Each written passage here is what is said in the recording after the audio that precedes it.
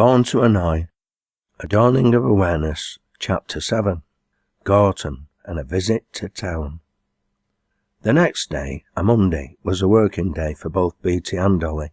The baby linen shop opened at 9 o'clock prompt, which meant Beatty had to be there for 8:45. Dolly started work at 8, so she'd long departed before Beatty and I had finished breakfast. Having no school to go to and nobody to look after me, there was no option but to accompany my aunt to the shop.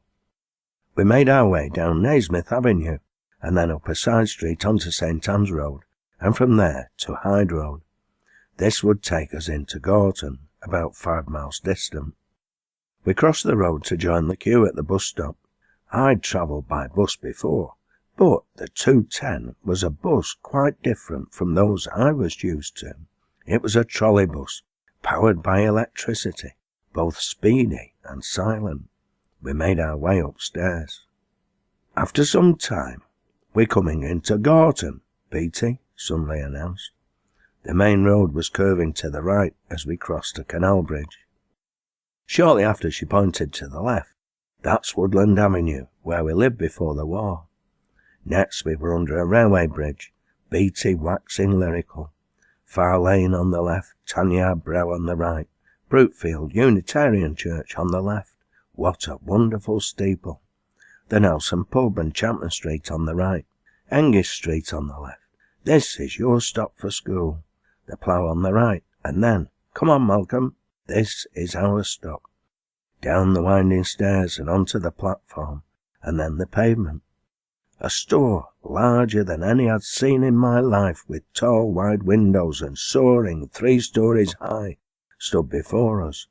The Gorton Retail Cooperative Society, purveyors of furniture and household furnishings, amongst other things, Beatty told me. We crossed the road at the crossing, marked by Belisha beacons, and then walked left before turning right into Cross Street, running at an acute angle off the main road. This was a street like no other I had ever visited. Apart from a pub, the Suburban, it was lined with shops of every possible description on either side throughout its length. Butchers, bakers, greengrocers, general grocers and fishmongers, an herbalist and a small amusement arcade with penny slot machines, newsagents, Cecil G's gents outfitters, ironmongers, ladies' fashion accessories, off-licenses, a second-hand boot shop, a toy shop. You name it, Cross Street, Gorton, Manchester 18 had it, and 2/3 along its length, sandwiched between a baker's and a greengrocer's, was B&M Cowle, quality baby linen and children's wear. Beatty put the key in the lock and opened the door, which set a bell jangling. The interior was cool and dark, a narrow counter to the left with a till in the front corner near the wall. She flipped a switch, and the room lit up. Various items of children's clothing were displayed on the walls, and in the small window space, which had 2 lifelike dummies of young girls, one in a red and white check frock and the other with a coat over a grey pleated skirt and a brown beret atop the head at a jaunty angle. We passed through into a small back room, with a tiny cast-iron fireplace and a single window with black iron bars, looking out onto a small backyard with high brick walls and a single dark green-painted gate. "Time for a cup of tea," my aunt said. She made her way into a narrow and extremely small space with a brown stone sink, small wall cupboard and a narrow whitewood table against the wall. On this was a small single gas ring, with a flexible pipe to a gas outlet on the wall. She retrieved the kettle, resting on the draining board next to the sink, and filled it at the single tap. She turned on the gas, struck a match, lit it, and placed the kettle on top. "Can you make tea, Malcolm?" "Yes." "Good lad, tea's in the caddy there. I'll nip across the road and get milk. If anybody comes into the shop, tell them I won't be long." I retrieved the teapot from the draining board and placed the caddy next to it. 2 spoonfuls and 1 for the pot, I reminded myself, shoveling the tea leaves into the awaiting vessel. The kettle began to sing, and I'd just finished pouring the boiling water when the shop bell rang. I went to see who it was, but it was only Beatty with the milk. Eventually Beatty poured the tea and we took our places in the back room, sat at a small table looking out of the barred window. "That's really good, Malcolm. You make an excellent cup of tea. Congratulations. You've got the job." She smiled at me, placing a cup carefully in the saucer as I looked into her soft, rounded face, struck by her twinkling grey-blue eyes beneath a bob of grey hair. I think it was the first time anybody had said I was good at anything. It was certainly my first memory of anybody having done so. After the initial interest arising from being in new and strange surroundings, I soon became extremely bored. Beatty could only drink so many cups of tea. There wasn't much exploration to do in the small lock-up shop, and the opportunities for me to be helpful were limited. Tuesday was the same, although I was allowed to stand outside the shop to get some fresh air, but I was given clear instructions not to wander away. Nonetheless, the street was full of activity, vans delivering goods to the shops, shoppers hurrying and scurrying, bumping into neighbours, stopping for a chat, or merely murmuring hello and passing on. "I must rush, Mum's not well." At one point I did venture to the front of the bread and cake shop next door and peered up the side street adjoining it. Nothing but dirty red brick terraced houses, stretching as far as the eye could see, each with a door opening straight onto the street, and a single sash window next to it, with another window on the floor above. Wednesday morning didn't promise to be any better, but I hadn't been informed it was half-day closing. It came as a surprise then, when Beatty stretched, looked at her watch and said, "Time to go." Not long after, we were on a 2:10 heading into central Manchester, or town, as Beatty called it. Naturally, I insisted we should sit upstairs, and just as naturally, Beatty complied. We found a seat on the left, passed over a railway bridge, and then a pub, followed by a building which I was later told was Gorton Town Hall. Then another pub, the lake, and then a high brick wall and an imposing building, followed within a few yards by a tall, towering wooden lacework of a structure, the top of which curved and soared in the shape of high rounded hills, and then dived steeply into deep valleys, a wooden framework which carried shining rails. "What's that?" I asked. "The Bob's, a roller coaster ride. It's Bellevue, the showground of the world. There's a fun fair, a zoo, a circus in the winter, firework displays in November, and the Bellevue Aces Speedway track. I'll take you to the fireworks. I think it's the storming of Quebec this year." The storming of Quebec? I had no idea what she meant, but it sounded exciting. I was beginning to like being taken in hand by Beatty and Dolly. Things were not turning out quite as I'd expected. Then we were in a landscape of black and brick terraced houses, the skyline punctuated with tall factory chimneys belching black-brown smoke into the atmosphere. Railway arches crossed the road at an angle, momentarily shutting out the sunlight. The Fenian arches, Beatty informed me. It meant nothing to me, although it would much later in my life. Next came an impressive red brick building on our right, whose giant open doorways and large window surrounds were lined with white stone streaked with black stains. I was beginning to realize everything was stained black in this great metropolis. Inside were glimpses of red buses. It was Manchester Corporation's Devonshire Street bus depot. Across the junction, and another towering black edifice on the right, this time a school, and then the architecture of the terraced houses either side the road changed. Instead of small industrial cottages, they were rather imposing, with tiny, untidy gardens, fronted by brick walls topped by large slabs of stone, and a flight of stone steps leading up to what had once been rather grand front doors, with a semicircle of glass above. Later I was to learn they were Georgian, and had once been the domain of mill managers and other sections of the middle class, the last bastion of the malocracy and the manufacturing bourgeoisie, before they abandoned the world's first industrial city altogether and fled to its unpolluted rural outskirts and the Cheshire villages to the south-east, south and south-west. One of Manchester's most famous citizens, Frederick Engels, had shared number 252 with Mary and Lizzie Burns and their niece Pumps almost a century before.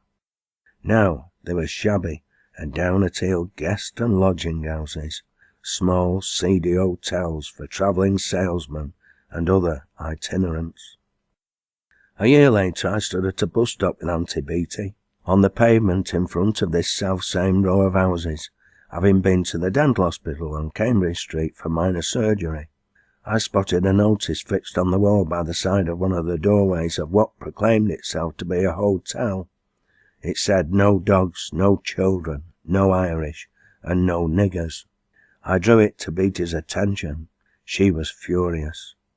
Your granddad helped drive Mosley and his fascists out of Manchester in the 30s. There's only one race, Malcolm. The human race. I hope you never forget it. I never have. Next on our left, the rather impressive once white-stoned Apollo Cinema. Then across the roundabout and Hardwick Green to our right, with the black, castellated walls of what had once been a military barracks, and was now a mineral water works at the far end. As we continued our journey into town, the road descended gently into a shallow valley, and then we were climbing once more up London Road. We had just crossed the River Medlock, the same that flowed through Daisy Nook and Droylsden, although there was no sign of water, the river being culverted at this point. Past a procession of tall buildings, the amazing red, gold and bronze architecture of the fire station, stained with the customary black, and the approach road of London Road Station, now Piccadilly, climbing the incline to our right. And we were passing the Queen's Hotel and entering the great square of Piccadilly, surrounded by imposing warehouses and massive stores with beautiful flower gardens, a riot of colour, and neat green lawns, circumnavigated and crisscrossed by broad pathways at its centre. It took my breath away. Piccadilly was a grand sight, the like of which I had never seen before, and never imagined I would find at the heart of this incredibly dirty town. What an afternoon that was! Lunch, as Auntie Beattie called dinner, for, as I was to learn later from my rather proletarian Auntie Dolly, Beattie had petty bourgeois pretensions, was enjoyed at the UCP restaurant on Market Street. What kind of restaurant is one whose initials stand for United Cattle Products? One that sold delicacies like tripe for a start, and that's what we feasted on that bright summer day. Best quality, thick-seamed, honeycombed tripe with vinegar and black pepper applied liberally, and a nice crisp green salad with red radishes on the side to add a bit of colour.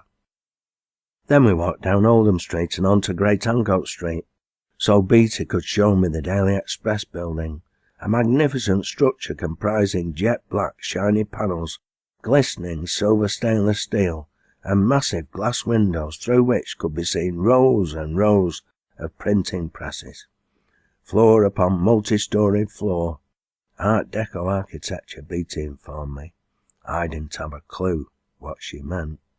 I was later to realise that those self-same printing presses poured out hundreds of thousands of copies of right-wing and anti-working class propaganda. We retraced our steps, but instead of turning into Oldham Street, we continued straight on down a narrow lane, Swan Street, past a pub and so to the Smithfield Wholesale Market Complex, where animal carcasses, fresh vegetables, fowl and fish were on display. We wandered round a series of grand stone, brick, cast iron and glass buildings, bustling with life and activity. Echoing shouts traded between customers and sellers, snatches of song, whistling porters and the rumble of the small iron wheels of the latter's trolleys, piled high with vegetables and other foodstuffs. "What are those?" I asked, pointing upwards at huge green bunches of some curious vegetable I'd never seen the like of before. Beattie laughed. "They're bananas, Malcolm." "What are they?" I repeated. "Fruit, but they're not ripe. You'll have to wait until they turn yellow before you can eat them." And so we continued, Beattie obviously enjoying herself and proud of this place she called town. She showed me the branch of the Bank of England, and the magnificent buildings housing the banks in Spring Gardens, and then into Lewis's with its arcade, and a stroll through Piccadilly Gardens, to the imposing entrance of what Beatty told me was a Venetian palace.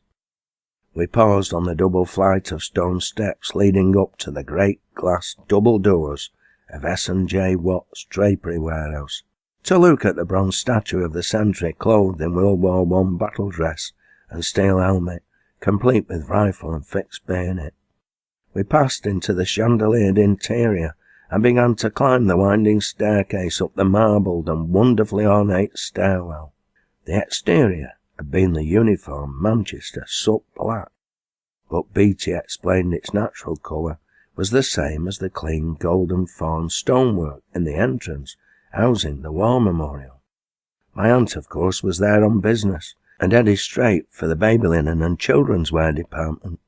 For at the end of the day, despite its magnificence, this building only existed to display the products of Manchester's once glorious cotton industry.